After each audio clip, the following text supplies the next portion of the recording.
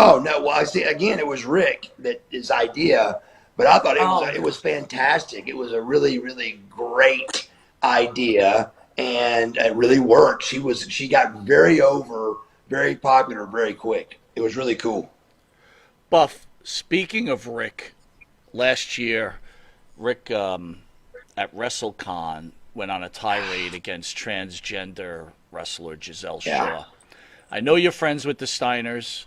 Could you share your thoughts about that situation and the backlash that Rick got for his words against Giselle Shaw? Those kind of situations, man. I wasn't there. I do know. I mean, I was there. I was in LA at WrestleCon doing a signing, but not in the same room. The stuff I got from it was, and again, mine's only an opinion because I didn't see it with my own eyes. And man, my father taught me at a very young age, believe nothing you hear and only half of what you see. And I did not hear it, but I did have a guy that was sitting in the same area as Rick that said, whoever the person was, the transgender person, that was really messing with Rick.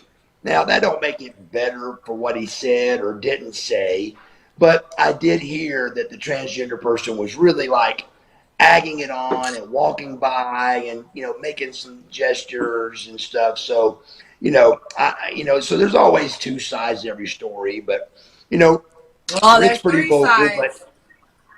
yeah, You exactly. always got three It's his sides. Your story, version, their my story, and then version, the and the truth. actual truth. You're exactly right. His, hers, and the actual truth. So yeah, so I don't know. I didn't see it with my own eyes. I didn't hear it, but I've got myself in a mess like that too by speaking too soon. But I did hear the person was kind of baiting Rick, and I don't know if that's true either. But that's what I heard. Look, I'm not trying to put you on the spot, but I've heard that you're pretty social or loud about supporting the LGBTQ community. What made you get into supporting this group? It was more just a person that my agent at the time was a guy named Michael Long, and it was more just where I was really kind of lost with my injury, and it was more just I spoke up. The truth being, I want everybody. Buck was for everybody is what the shirt we made, and it was because I think everybody deserves to say whatever they want and be part of whatever they truly believe in. I just can't imagine feeling a way and not being able to express it. So on a couple of podcasts, I said that, and I was like, look, man, I want everybody to be happy and be able to say whatever they want to say. And so the LGBTQ thing, it just kind of took off and was like I was almost like a torch carrier for the group. And it wasn't quite like that, but I just more was just like, man, just let them, whoever wants to say what they want to say, let them be heard, let them be heard and respect them.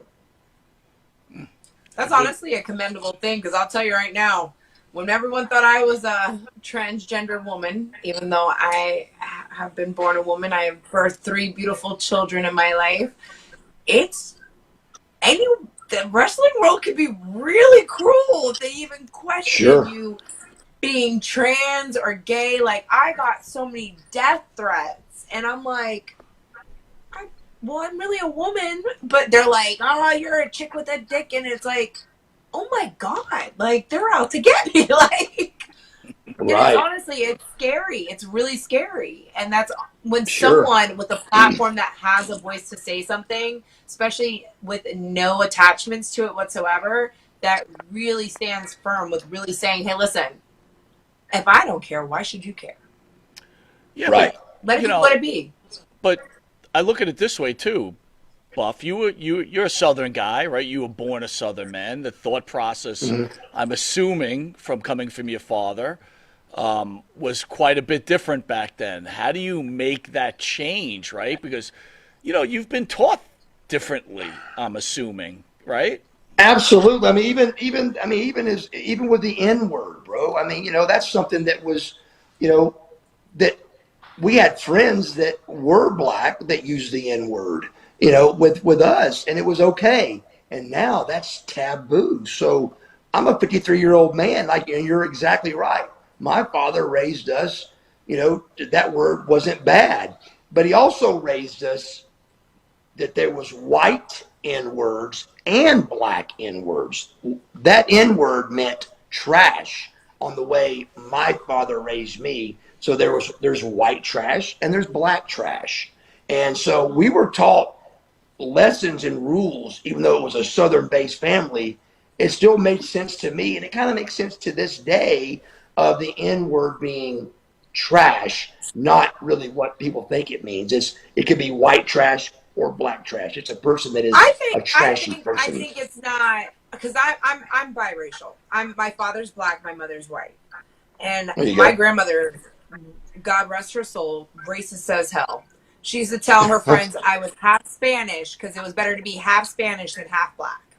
That's what she used to tell her girlfriend. And I think with me, I am so light skinned that even like having hair like this, I get looked at and I get, ridiculed with things. It's not about what is said. You can say anything the nastiest way, but I have actually been called a polite cunt, but at least I was polite. Wow. So it's not what you say, it's how you say it. So it's, you know what I mean? And by the way, I got called a polite cunt by the New York Yankees daughter when I worked at a high-end restaurant because I didn't get her section the right way. But I told my boss, I said, at least she said I was polite.